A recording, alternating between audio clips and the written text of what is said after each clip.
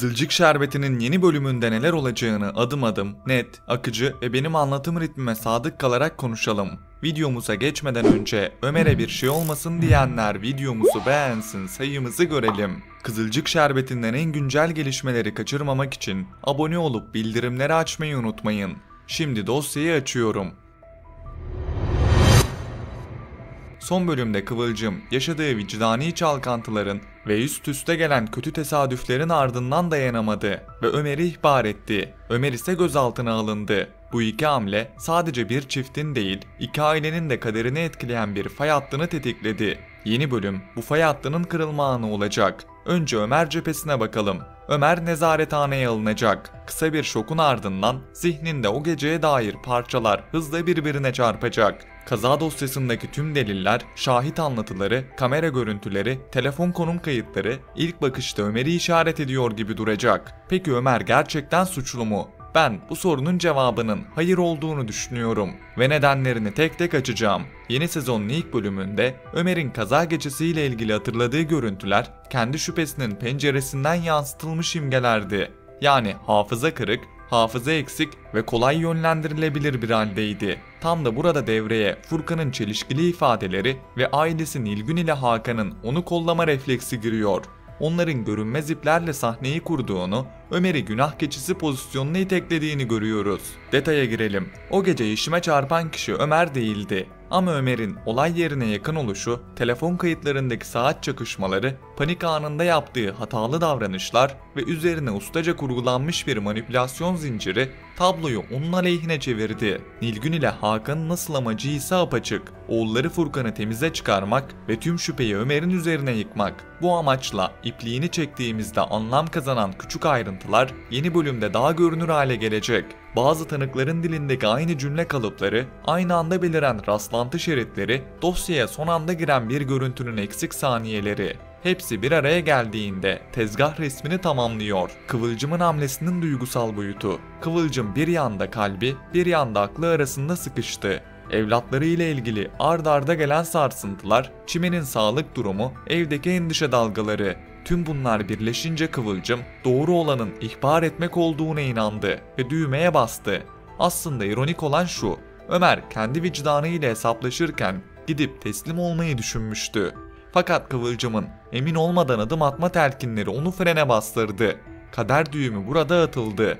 Sonraki talihsizlikler Kıvılcım'ı o fren çizgisinden geri çekip ihbar çizgisine taşıdı. Yeni bölümde bu kararın ağırlığı Kıvılcım'ın omuzlarına çökecek. Sevdiği adam nezarethanedeyken bir yandan da kızının sağlığı için ayakta durmak zorunda olmak. Kıvılcım'ın yüzüne hem vicdan hem endişe aynı anda yazılacak. Ömer'in içerideki ruh hali, şüphe, öfke, kırgınlık ve ya gerçekten ben yaptıysam korkusu bir anda aynı potada kaynayacak. Fakat Ömer mantığını toprağın altından çıkarıp nefesini dengelediğinde taşı gediğine koyacağı bir ayrıntıyı fark edebilir. Sözde kritik bir delilin zaman çizelgesindeki milimetrik bir uyumsuzluk. Bu ip söküğünün ilk ilmeği olacak. Bir avukat hamlesi, bir kamera kaydının ham görüntülerine erişim ya da bir tanığın geri adımıyla kartlar yeniden dağıtılabilir. Ben gerçeklerin ortaya çıkmasının uzun sürmeyeceğini, aksine ritmik bir tempo ile bir bölüm, bilemediniz 2 bölüm içinde Ömer'in suçsuzluk hikayesinin ana eksene yerleşeceğini düşünüyorum.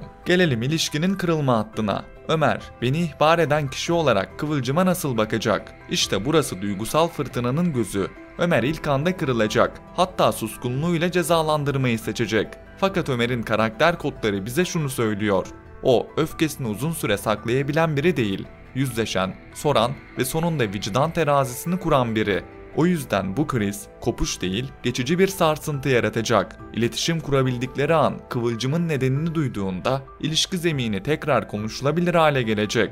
Ama elbette yara izleri kalacak. Yani yeni bölüm bu ilişkinin güven protokolünü güncelleyecek.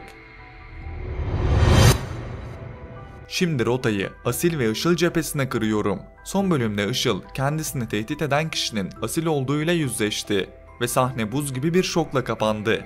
Işıl artık köşeye sıkıştı. Yeni bölümde kaçış planları kursa da her defasında Asil'in kurduğu satranç tahtasının başka bir karesinde yakalanacak. Asil planlarını tıkır tıkır işletirken şirket yönetimini ele geçirme hamlesini parça parça devreye sokacak ve bu sırada Işıl'ı kaldıraç olarak kullanacak. Işıl sırlarını saklamak için verdiği her tavizle Asil'in iplerini biraz daha sıkılaştırdığını anlayacak. Bu çizginin sonu belli. Büyük bir yüzleşme ve Işıl'ın sahneden vedası. Ben bunun birkaç bölümden uzun sürmeyeceğini, aksine yüksek tempolu bir finalle kapatılacağını düşünüyorum. Üstelik Asil hedefe vardığında Işıl'ı Ünal ailesinin önüne atarak yeni bir kaos ateşleyecek. Masada kalacak soru şu: Asil kaostan beslenerek bir üst seviyeye mi çıkacak, yoksa kendi kurduğu fırtınada mı savrulacak? Burada hikayenin duygusal kalbi atıyor. Firaz yaptığı hatalardan dönüp eşinin kapısına sığındı. Ama geçmiş kapıya bırakılan bir paket değil, açmasanız da içeriden ses verir. Demet yeni bölümde ikilinin karşısına sık sık çıkacak. Firaz ne kadar engellemeye çalışsa da Demet'le yüzleşme kaçınılmaz. Nursema kendi gözleriyle duyduğu ihanetin gerçek sesiyle karşılaşacak ve asıl ağır darbe burada. Bu yüzleşme Nursema'nın hamilelik gölgesinde olacak. Ya hamileyken bu gerçeği öğrenecek ya da bu gerçeği öğrendikten hemen sonra hamile olduğu ortaya çıkacak. İki ihtimal de Nursema'yı derin bir düşüncenin içine itecek. Peki Nursema ne yapacak? Sevgisinin sınırlarını ve saygısının kırılma noktasını tartacak. Bebeğimin babasını ihanetine rağmen affetmeli miyim? Yoksa burada noktayı koyup yoluma tek başıma mı devam etmeliyim sorusu onun her cümlesine gölge gibi düşecek. Firaz cephesinde ise yoğun bir savunma, pişmanlık ve telafi çabası göreceğiz. Ama seyirci bilir, telafi sadece sözde değil, istikrarlı eylemle olur. Firaz'ın yeni bölümde somut adım atması şart. Ev içi düzen, güven inşası, şeffaflık. Eğer bunları göremezsek Nursema'nın kalbi kapıyı kapatmaya daha da yakınlaşacak. Demet'in varlığı ise bu süreci sürekli kaşıyan bir parmak gibi. Her göründüğünde kanatacak, her çekildiğinde sızlatacak. Tüm bu hikaye başlıklarının kesiştiği yer güven kavramı. Ömer ile Kıvılcım'ın güvenini onarmaya çalışırken Işıl güveni tedavülden kaldırıyor. Asil güveni bir araç olarak kullanıp piyasa kuruyor. Nursema güveni yeniden tarif etmeye uğraşıyor. Firaz güven borcunu ödemeye çalışıyor. İşte yeni bölüm tam da bu güven ekonomisinin iniş çıkış grafiği olacak. Peki olay örgüsünde neler tetikleyici olur? 1. Ömer dosyasındaki zaman çizelgesinin küçük bir düzeltmesi. 2. Asil'in şirket içindeki beklenmedik bir ittifakı. 3. Demet'in elindeki bir kayıt ya da mesaj parçası. 4. Kıvılcım'ın Çimen'in tedavi sürecinde karşılaştığı bir doktorla yaptığı konuşmanın onu farklı bir karara itmesi. 5. Işıl'ın panikle yaptığı bir hata ve bu hatanın Asil'e sağladığı koz. Bu beşli bölümün ritmini belirleyecek. Son olarak gelecek bölümün hissiyatı yüksek tansiyonlu ama çözüme koşan bir tempo bekliyorum. Uzayan belirsizlikler yerini düğüm noktalarını çözen hamleler izleyeceğiz. Ömer'in suçludan şüpheliye, şüpheliden mağdura evrilen bir çizgiye oturduğunu, Kıvılcım'ın yıkılan güvenini yeniden kurma hedefiyle adım atacağını, Asil'in kontrol yanılsamasıyla bir üst hamleye kalkışacağını, Işıl'ın kaçış yok duvarına çarpacağını, Nursema'nın kalbim mi sınırım mı terazisini çalıştıracağını, Firaz'ın ise laf değil eylem sınavına gireceğini düşünüyorum.